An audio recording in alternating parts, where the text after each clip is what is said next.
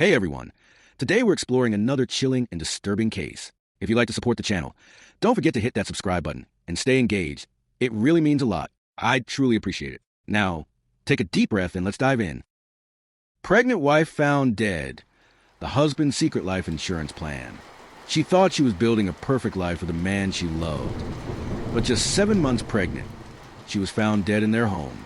What seemed like a tragic accident would soon unravel into a horrifying web of lies, betrayal, and a chilling plan months in the making.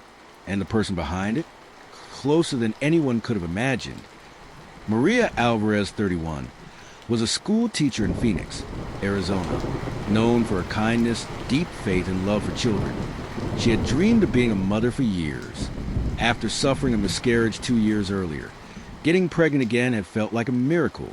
She and her husband, Richard, were expecting a baby girl. Their home was already decorated with soft pinks, tiny clothes, and ultrasound photos taped proudly to the fridge. To friends and family, Richard was the ideal husband, charming, supportive, always smiling. He was a respected ER doctor, and Maria often said she felt lucky to have him. Their baby shower was picture perfect, but no one knew it would be the last time Maria would ever be seen alive. 3 days later, Maria was found unconscious in their bed by Richard himself, or so he claimed. He called 911, panicked, saying she wasn't breathing. By the time paramedics arrived, it was too late. Maria and her unborn baby were both pronounced dead at the scene. The official report said cardiac arrest. A tragedy, nothing more. But at her funeral, Maria's sister, Elena, couldn't shake the feeling that something was off. Richard didn't cry. He didn't speak. He barely looked at the casket. And when Elena went to retrieve Maria's belongings from the house, she found something hidden in a drawer that made her stomach turn. A life insurance policy. One she didn't know existed. One worth $2 million. Elena took her concerns to police, and a quiet investigation was launched. First red flag? Maria's toxicology report. A rare sedative was found in her system, one not commonly prescribed to pregnant women, and almost never taken voluntarily. Even more suspicious, that same drug had been signed out multiple times from the hospital where Richard worked. Then came the surveillance footage. The night before Maria's death, Richard was seen on camera, not at the hospital, like he told detectives, but at a gas station, buying something strange: bottled water, latex gloves, and cleaning supplies. And then came the anonymous tip. Someone claimed to know what really happened. Someone said they had proof that Richard had been cheating. And not just cheating, but planning to get rid of Maria for months. Detectives brought Richard in for questioning. Calm at first, he repeated the same story. He found Maria unconscious. He tried to save her. He had no idea what happened. But just as they were about to let him go, a woman walked into the precinct, her face pale and trembling. She asked for the lead detective, and she said 8 chilling words. I think I was supposed to die next. Her name was Alicia Monroe, a 27-year-old nurse who had been working part-time at the same hospital as Richard Alvarez. She told detectives she had been in a secret relationship with him for over a year.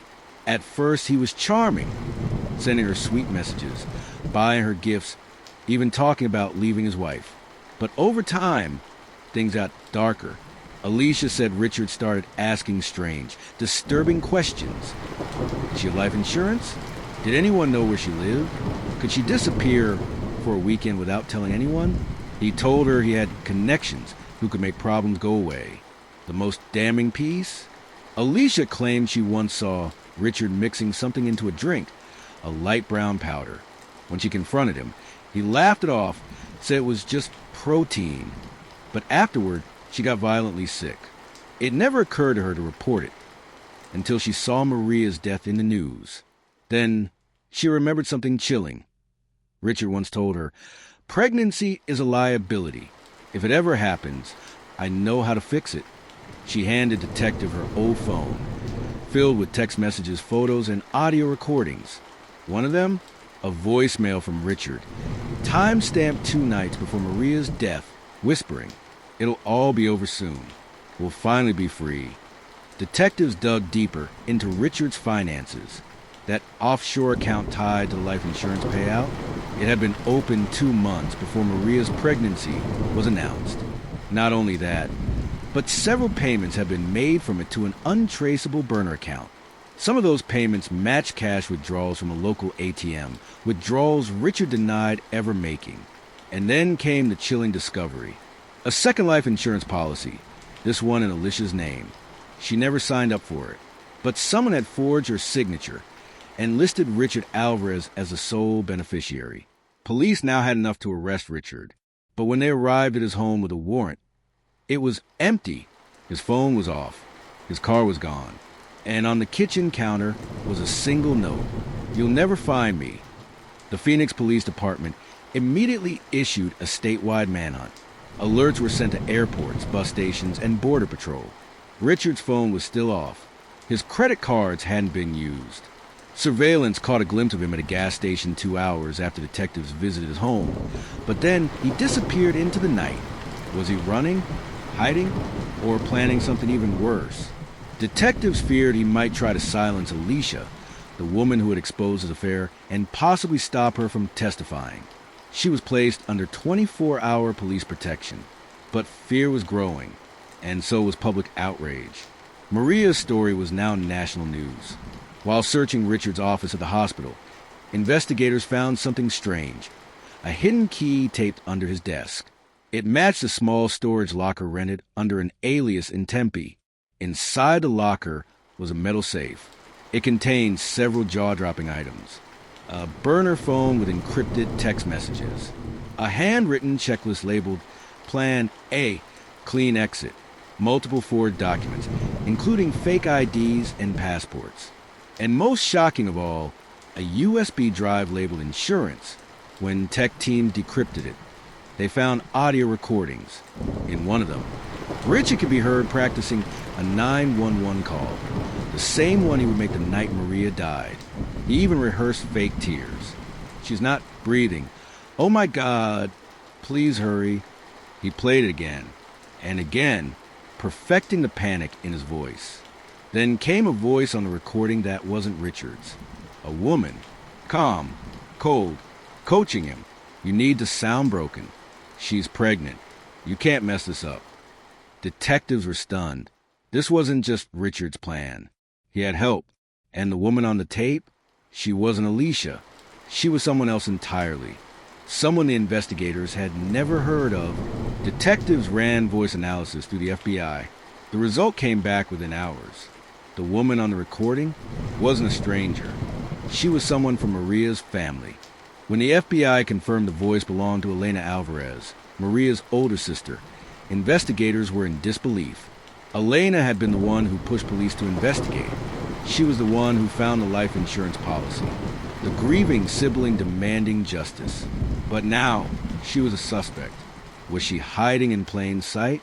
Had she helped orchestrate her own sister's death?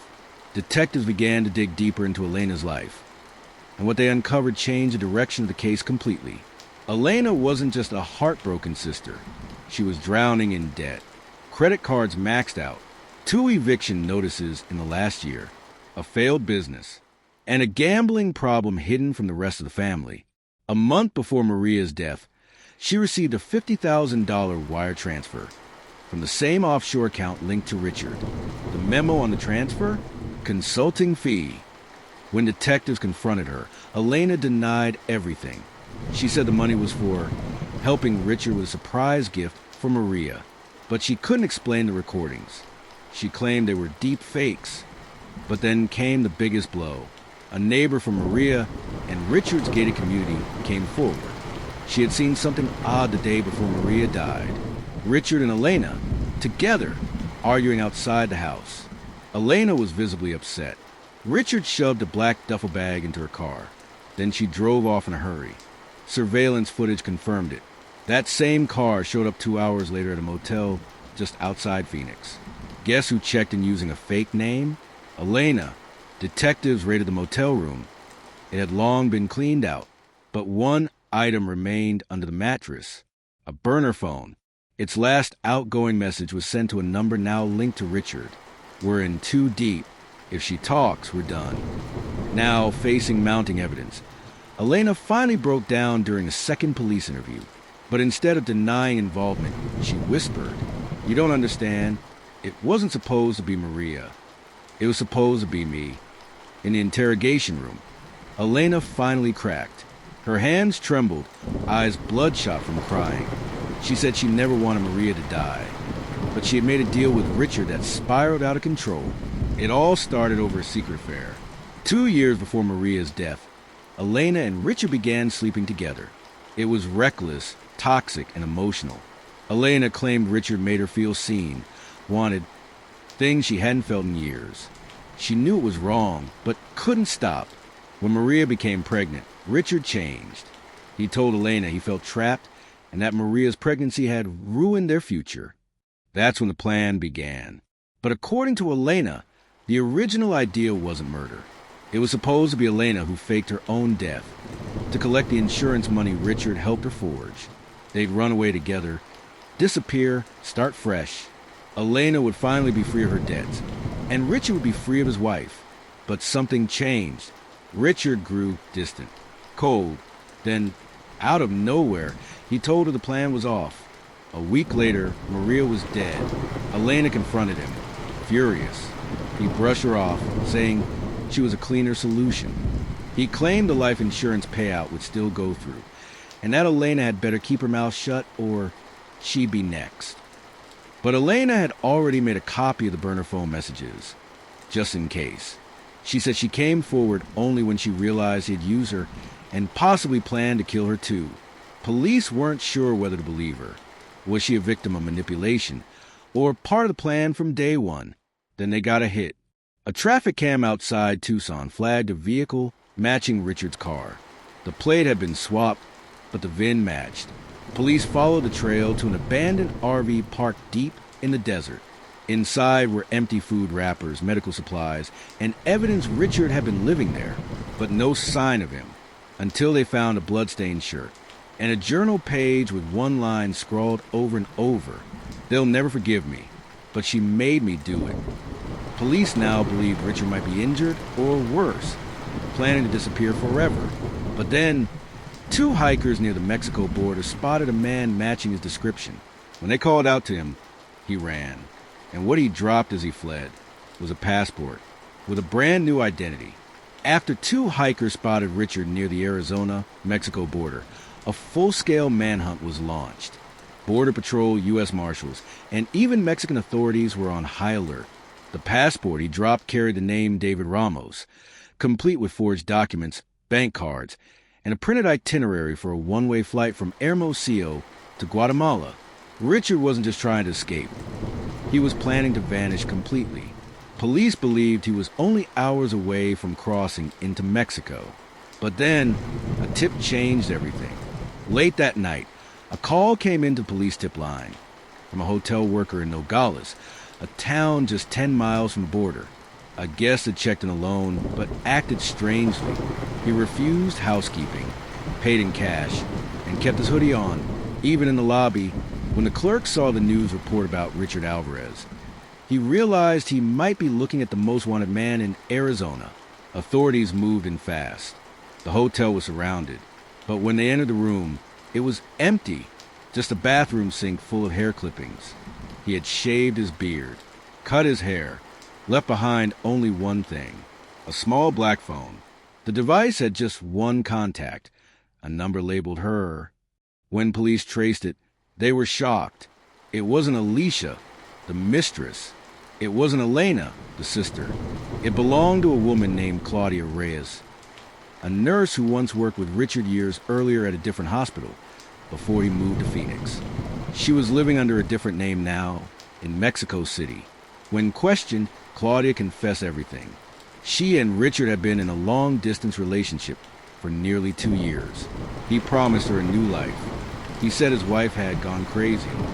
He told her he was being set up and just needed money to escape the lies. She had wired him over $40,000, and she had one more bombshell. Richard had promised her something, a baby. Police raced to the airport listed on Richard's itinerary. The flight to Guatemala was boarding. They checked every passenger. No sign of him. But then, just minutes after takeoff, security footage from a nearby car rental lot surfaced. Richard had never boarded the flight. Instead, he had rented a car and was headed straight for Mexico City, to the woman who still believed he loved her, and she had no idea what he'd done. Authorities alerted the Mexican Federal Police and coordinated with the U.S. Marshals to track Richard's route into Mexico City. He was using a new alias, staying off-grid, moving through back roads. But surveillance picked up his rental car near Claudia Reyes' apartment. She was immediately evacuated and placed in protective custody. Still in disbelief that the man she loved had murdered his wife and unborn child, she agreed to cooperate, and the trap was set. 2 days later, Richard returned, expecting to find Claudia waiting. Instead, he walked into a sting operation. No fight, no chase, just one stunned, broken man caught mid-delusion. He said nothing during the arrest, except one sentence to the lead officer. She wasn't supposed to die like that. Back in Arizona, Richard Alvarez stood trial for first-degree murder of Maria Alvarez, attempted murder of Alicia Monroe, fraud and conspiracy, interstate flight to avoid prosecution. Elena Alvarez, Maria's sister, took a plea deal in exchange for full testimony. Her heartbreaking words shook the courtroom. I lost my sister, and for what?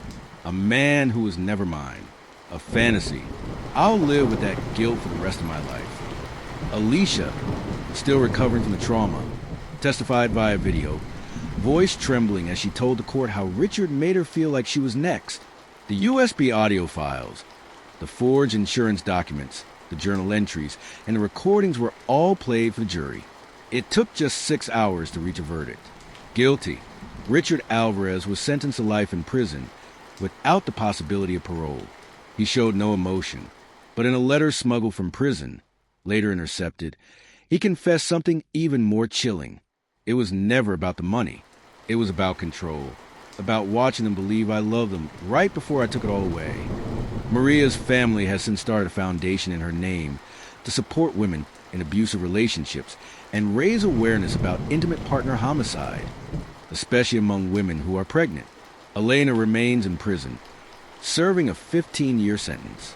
Alicia moved out of state and changed her name, trying to rebuild her life in peace. As for Richard, he remains in a maximum security prison in Arizona, where he's reportedly kept in isolation due to threats from other inmates.